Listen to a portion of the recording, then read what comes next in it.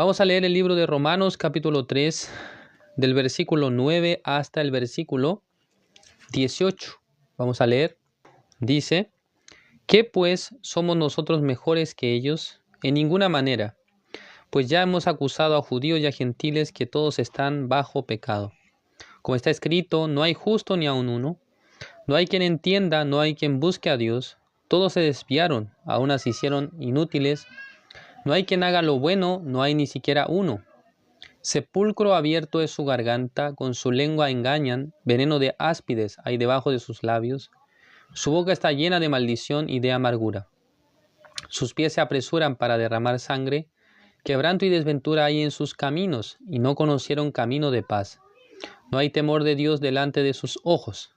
Sí, hasta el versículo 18 he leído. Con una señora durante 45 minutos más o menos compartí la palabra. Ella pudo entender acerca del perdón de los pecados, ¿no? Pudo realmente conocer exactamente que Jesucristo ha llevado todos sus pecados. Aunque está congregando a la iglesia, dice que nunca había escuchado sobre esto. Nunca la iglesia le había enseñado acerca de la salvación, acerca del perdón de los pecados. Solamente ellos daban alguna enseñanza como moral y ética. Pero, escuchando el Evangelio el día de hoy, ella podía tener la certeza, ¿no?, de que Jesucristo llevó sus pecados. Y luego ella me dijo que el próximo mes quiere venir para realmente participar en el estudio acá junto con su esposo. Estaba muy agradecido al Señor porque en realidad el hecho de compartir la palabra, el hecho de predicar el Evangelio, es una función que corresponde, ¿no?, a los creyentes, a los cristianos en esta época. Pero el que las personas sean salvas, el que reciba la salvación, esto es realmente la obra de Dios. O sea, Dios, si no trabaja junto con nosotros, si Dios no nos ayuda, ninguna persona recibe la salvación, ¿no? Así yo he podido experimentar en este camino. Si Dios no nos derrama la gracia, la persona, por más que nosotros expliquemos bien, no podrá entender, no podrá recibir el perdón del pecado. Por eso doy la gloria al Señor, porque el Señor es quien nos permite todas las cosas, también la manifestación de la salvación. En esta noche hemos leído Romanos capítulo 3, del versículo 9. Según mis recuerdos, desde que yo comencé en este camino, el primer versículo que ha sacudido mi corazón fuertemente es el versículo 10, que dice: como está escrito, no hay justo ni aun uno, dice. O sea, no hay justo ni aun uno. ¿Qué significa que no hay justo ni aun uno? Todo el mundo se pone a meditar en esta palabra y también muchas personas, al no comprender bien sobre este versículo, están un poquito confundidos. Por eso este versículo llega a ser motivo de opinión, de opinión de las personas, para creer que la Biblia tiene contradicciones. ¿Se me comprenden? Porque por una parte dice que existe el justo, tanto el justo Lot, el justo que era Noé, ¿no?, también Enoc. Existen los justos que aparecen en la Biblia, Abraham. Pero ¿por qué aquí la Biblia nos dice de repente que no hay justo ni aun uno? Entonces, alguien que lee la Biblia de manera muy simple, de manera muy superficial, pensará así: la Biblia tiene la contradicción. Es decir, que por una parte dice que no hay justo, por otra parte dice que sí hay justo. Entonces, ¿cuál es la verdad? La verdad son ambas cosas, ¿no? Tanto no hay justos como también hay justos. Entonces, la diferencia es que el ángulo, ¿no?, el punto de vista y también la manera. Cuando la Biblia nos habla de que no hay justo ni aun uno, ¿a qué se refiere? El versículo 19. Pero sabemos que todo lo que la ley dice, lo dice a los que están bajo la ley, para que toda boca se cierre y todo el mundo quede bajo el juicio de Dios, ya que por las obras de la ley ningún ser humano será justificado delante de él. Ya cuando la Biblia dice que no hay justo ni aun uno, quiere decir que por medio del mérito, por medio de la obra humana, no hay ningún ser humano que alcance el estado de ser justo delante de Dios. Ni siquiera Moisés podía alcanzar el estado de justicia cumpliendo los mandamientos, cumpliendo la ley.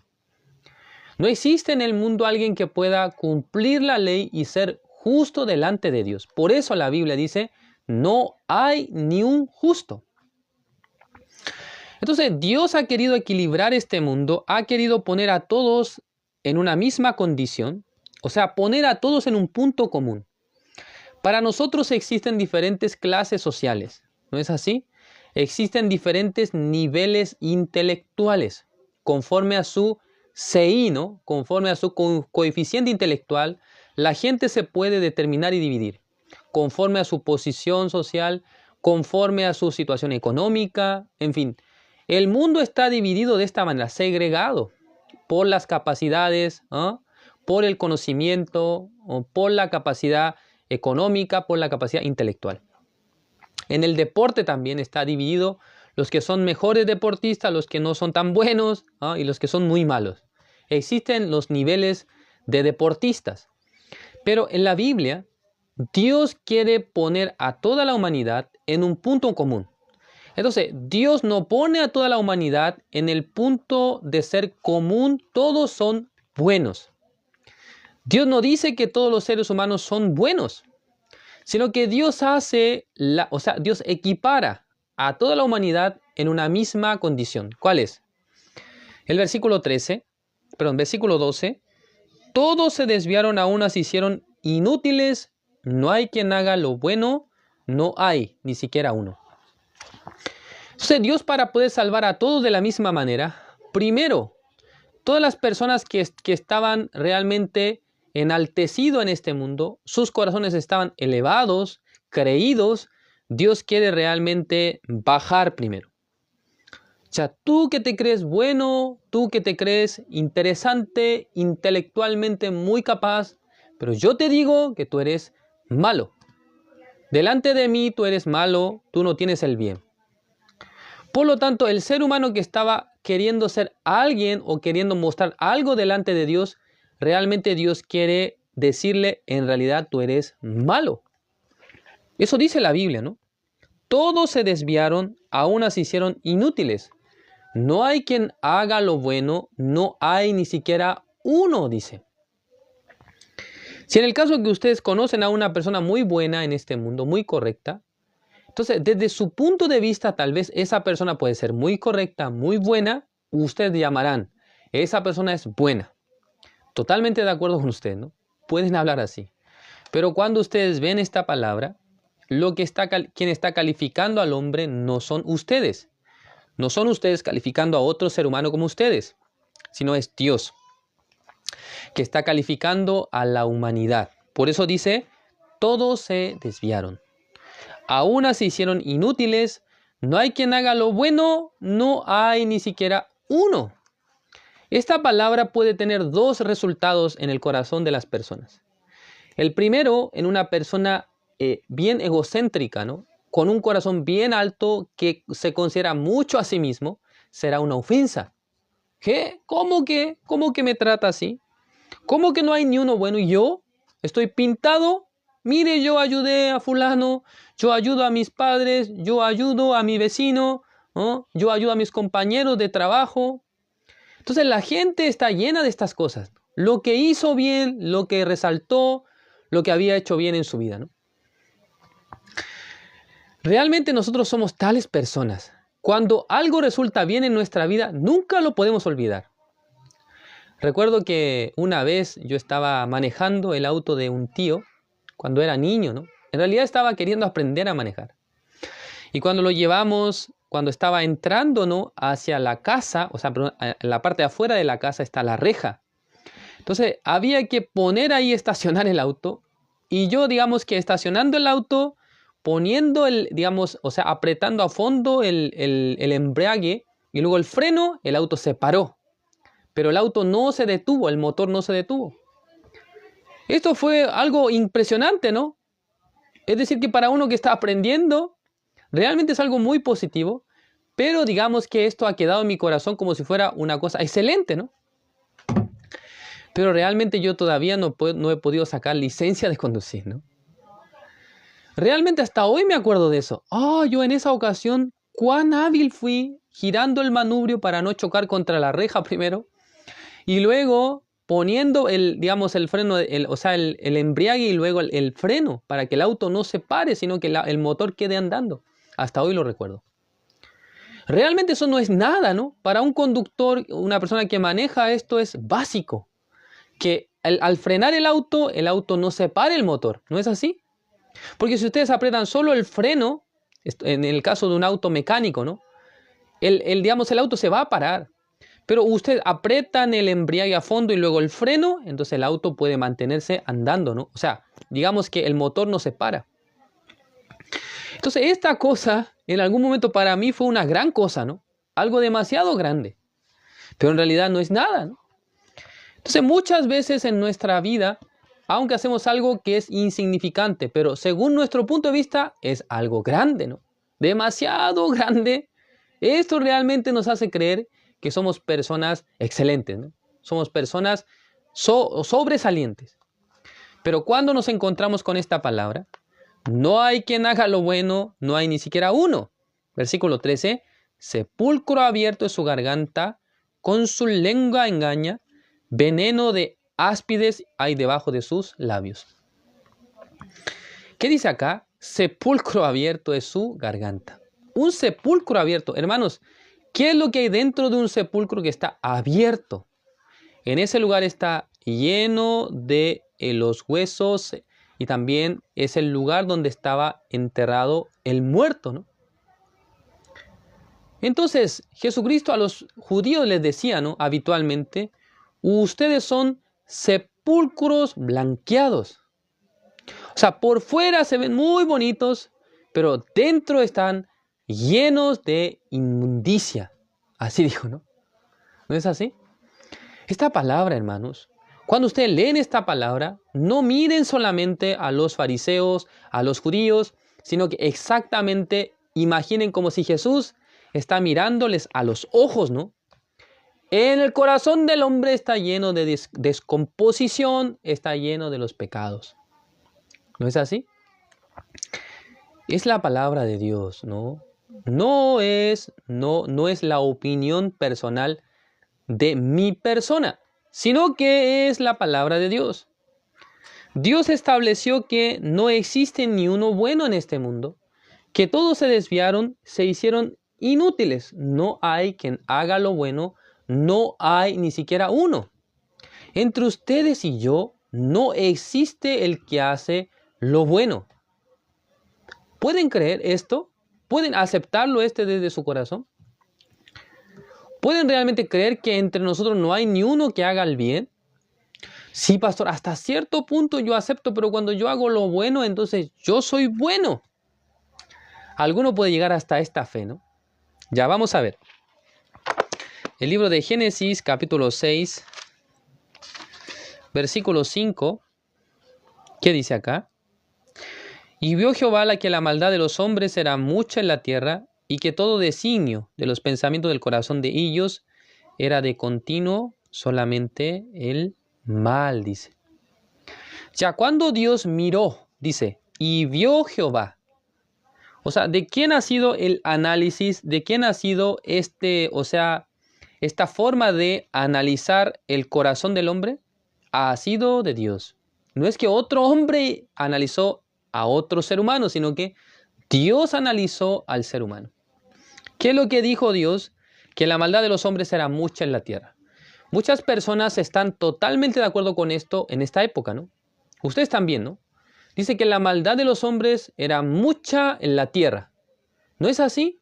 ¿Actualmente podemos hablar lo mismo? En este mundo existen 8.000 millones de personas. Pero cuando vemos la noticia, cuando vemos lo que ocurre en el mundo, guerras y alguien que asesinó a otro, y a estafas, asaltos, ¿podemos decir que la maldad es mucha en la tierra? Con mucha certeza podemos hablar así. Hay mucha maldad en la tierra. Pero ¿qué les parece cuando la Biblia dice que todo designio de los pensamientos del corazón de ellos era de continuo solamente el mal? ¿Ustedes están de acuerdo? ¿Ustedes pueden aceptar esta palabra como una verdad? Todo lo que sale de mí es malo. Tal vez el 50% puede ser, pero el otro 50% no. De mí sale bien también. Por eso ustedes confían en sí mismos, ¿no? Por eso una persona llega a confiar en sí mismo, en su criterio, en su punto de vista, en su razón. Por eso la persona no puede creer en Dios. Por eso una persona no puede llegar a confiar en Dios 100%.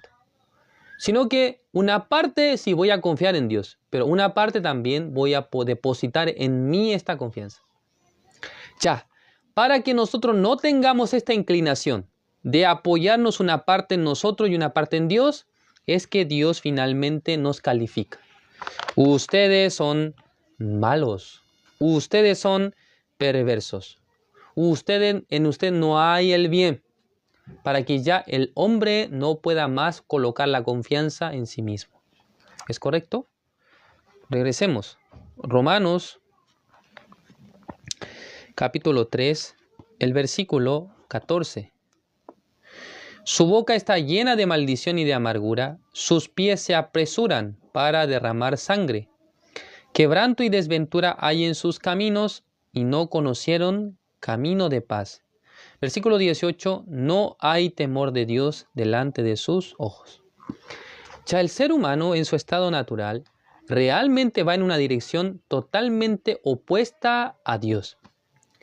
Cada uno de ustedes, incluyéndome a mí, viviendo en este mundo, nosotros estábamos caminando en una dirección totalmente opuesta a Dios. No teníamos nada que ver con Dios, ni tuvimos interés. Acá el versículo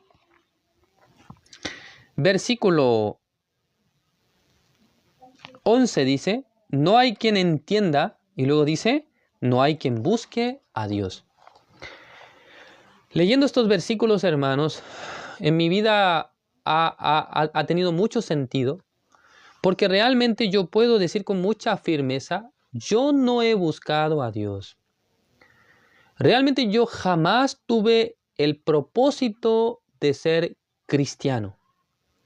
Nunca tuve el proyecto de ser evangelista ni pastor. Jamás. En mi vida.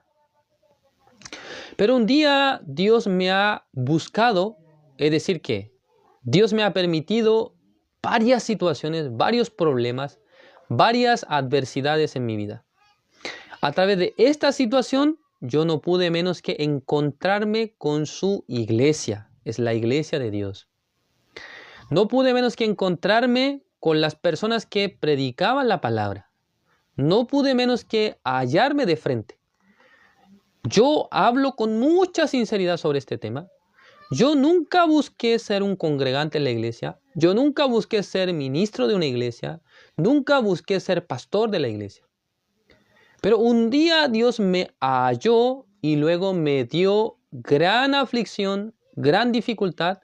Por la situación, yo finalmente me encontré de frente con esta palabra. No hay justo ni aun uno. Dios me había hecho ir hasta Buenos Aires en el año 2011 para escuchar, para mostrar en mi rostro. Tú te crees bueno, tú te crees justo, no lo eres. Eres malo, pecador. Si te mueres, te vas al infierno. Exactamente Dios me había llevado hasta este punto. Dios me había mostrado, exactamente tú eres pecador. Si te mueres, te vas al mismo infierno.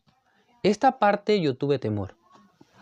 Acá el versículo 18, no hay temor no hay temor de Dios delante de sus ojos. Yo no tenía miedo a un día morir y ir a algún lugar de tormento, a algún lugar de condenación. Yo no tenía miedo de esto, ¿no? Pero un día cuando Dios me ha hecho escuchar la palabra, pude llegar a percibir el temor. ¿Qué temor tuve yo? Yo tuve el temor exactamente de que en el caso que yo dejase el mundo en ese momento, o me muero el siguiente mes, siguiente semana, por tener pecado no puedo menos que irme al infierno. Este temor embargó mi corazón.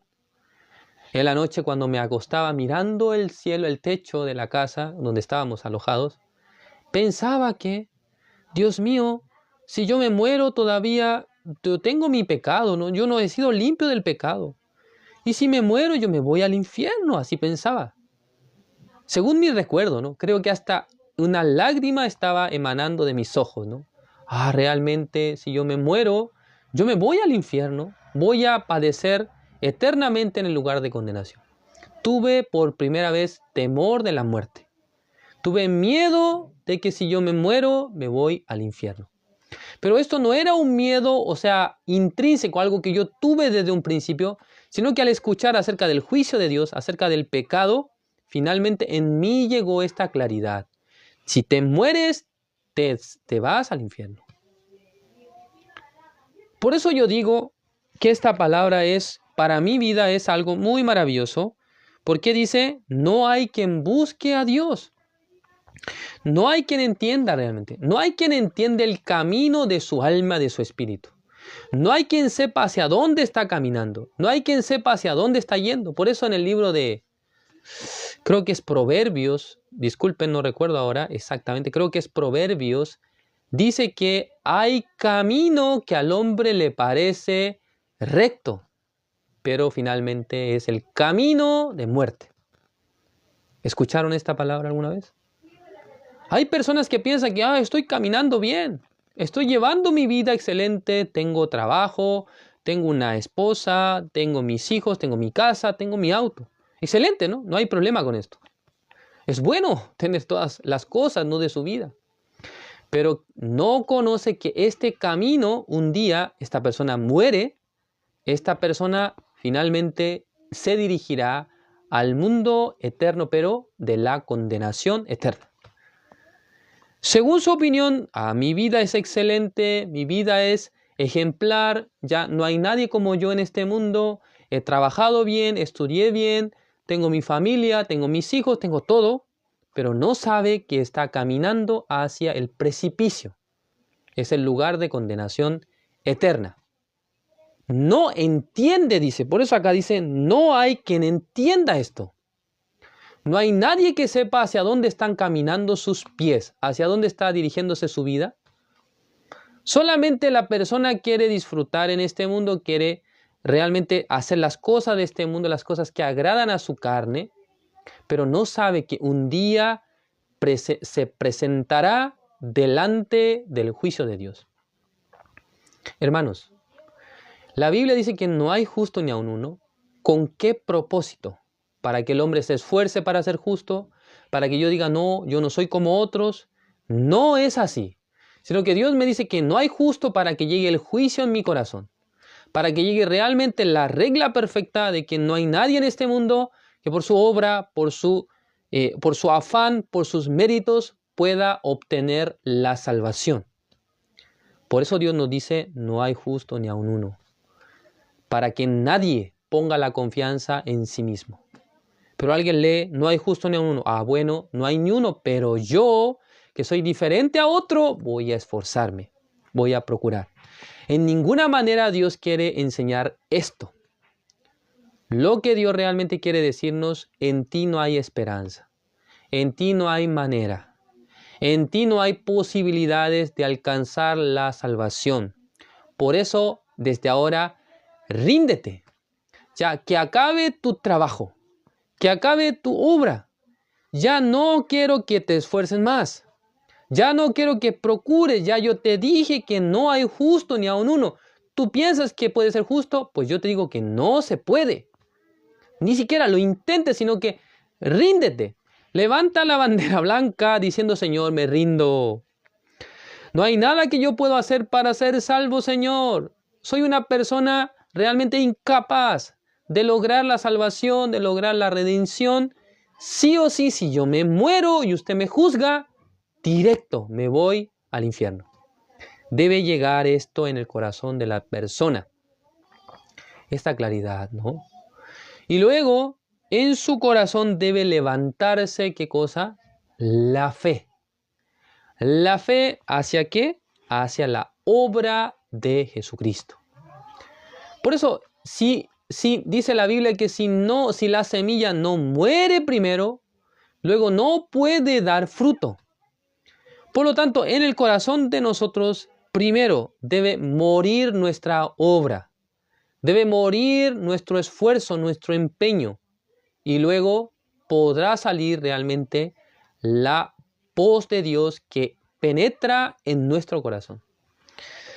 Versículo 19, perdón. Pero sabemos que todo lo que la ley dice, lo dice a los que están bajo la ley, para que toda boca se cierre y todo el mundo quede bajo el juicio de Dios. Dios quiere colocar a todos bajo su juicio, ¿no? Ustedes son pecadores. Abajo. Ya tiene que rendirse. Voy a juzgarlos ahora. Y luego, en el versículo 20, ya que por las obras de la ley ningún ser humano será justificado delante de él, porque por medio de la ley es el conocimiento del pecado. La ley me hace entender que soy pecador. La ley no se hace para que el hombre la cumpla, sino para que el hombre pueda reconocer que es pecador. Soy pecador. Así finalmente se hacía, ¿no? En el Antiguo Testamento, cuando el hombre conocía lo que había hecho, lo que había pecado, tenía que llevar una ofrenda, no una cabra sin defecto. Eso aparece en el libro de Levítico capítulo 4, versículo 27 al 31. Dice que cuando conociere su pecado que cometió, tiene que llevar una ofrenda. De la misma manera, cuando el hombre conoce su maldad, su pecado, su condición delante de Dios, tiene que llevar una ofrenda, ¿no? ¿Qué ofrenda? Su esfuerzo, su sacrificio. No es así. Versículo 21. Pero ahora, aparte de la ley, se ha manifestado la justicia de Dios, testificada por la ley y por los profetas. Versículo 22, la justicia de Dios por medio de la fe en Jesucristo para todos los que creen en Él, porque no hay diferencia. O sea, en otras palabras, la justicia de Dios fue testificada por la ley, por los profetas, dice, y luego dice, la justicia de Dios por medio de la fe. Llega a entender que por sus obras no puede ser justificado, por lo tanto necesita, ¿qué cosa? La fe. Ya es un nuevo elemento. La fe, las obras, dos cosas diferentes, ¿no? La fe es decir que la confianza hacia, ¿quién? La fe en Jesucristo, dice. ¿Cómo un hombre puede tener la confianza en otra persona? Primero, en sí se determina. Yo no puedo, necesito a otro. Es como San Juan capítulo 5, ¿no? Un hombre que estaba por 38 años paralítico, dice que Jesucristo se acercó a él. Le preguntó, ¿quieres ser sano? Él tenía que decir, ¿no? Sí, yo quiero ser sano, pero ¿qué pasa, no? ¿Cuál era el problema? Él dice así, pero cuando ya se mueve el agua, no hay nadie que me meta, dice. No hay nadie que me meta dentro del estanque de Betesda, porque cuando viene el movimiento del agua, otro desciende antes que yo y me gana. Porque no hay nadie que me ayude a mí, no hay nadie que me levante y me lleve en el hombro y me lleve hacia el estanque. Esta declaración es simple, pero a la vez tiene la profundidad. Este hombre está reconociendo en sí mismo no hay la condición. No hay la capacidad para llegar al estanque primero. En otras palabras, no tengo la manera de ser salvo por mi esfuerzo. Necesito la ayuda de otro. ¿No es así? En ese momento Jesús, cuando realmente confirma el corazón de este hombre, le dice, ¿no? Levántate, toma tu lecho y anda. Es decir, que toda la incapacidad que este hombre mostró ante Jesús fue un problema. Esta condición de inutilidad que tenía este hombre de levantarse, ir hacia el estanque, ¿era problema para Jesús? No era ningún problema. ¿Por qué? Porque Jesús es el Salvador. Jesucristo es el que tiene poder y capacidad para salvar a los pecadores. ¿Cómo? Muriendo por ellos en la cruz, pagando por el pecado, finalmente le ha dado la eterna redención a todos los pecadores, para que crea en esto y sea salvo.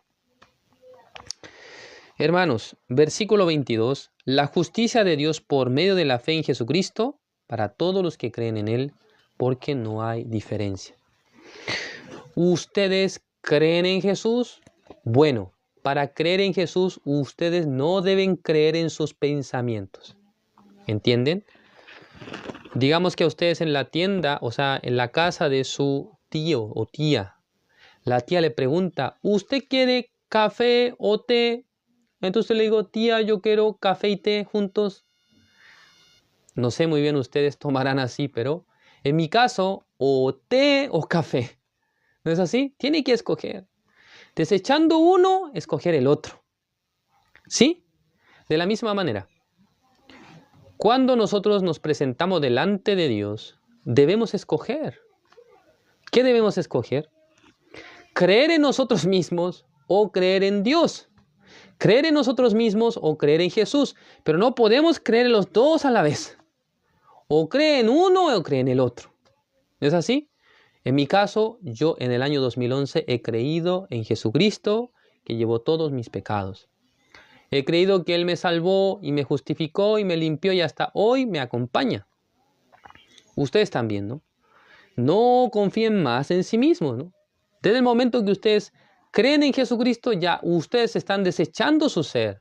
Están desechándose a sí mismos, no están confiando en su punto de vista, sino que desde ahí ustedes confiaron en Dios. De la misma manera, la vida espiritual sigue el mismo patrón.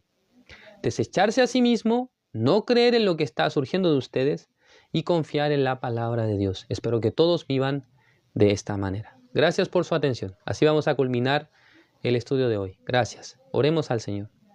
Dios Padre, Señor, le agradecemos. En esta noche nos ha permitido su palabra. Realmente no teníamos ni una condición para ser salvos, no teníamos ni una condición para presentarnos delante de Dios.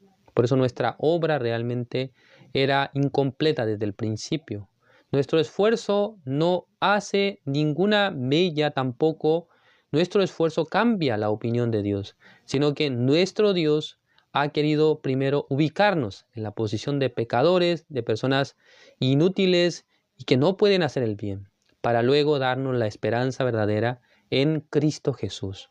Espero que todos los hermanos, todos los que escuchan esta transmisión, jamás ellos pongan la esperanza en su ser, en sí mismos, sino que ponga la esperanza en el Señor. Espero que todos, teniendo esta fe, puedan realmente recibir la bendición de Dios, puedan realmente experimentar las obras del Señor en sus vidas. Gracias, Señor, por todo. Bendiga a todos los oyentes a esta plataforma, Señor, a este espacio tan bendito que usted nos ha dado, Señor, para compartir la palabra. Bendiga a nuestro hermano Matusalén, Señor, para que siga compartiendo este mensaje con muchas personas y que a través de él muchas personas sigan recibiendo la salvación, puedan recibir el beneficio de la fe, puedan recibir la certeza del perdón del pecado. Señor, gracias por todo. Oramos en el nombre de su Hijo amado, nuestro Señor Jesucristo. Amén.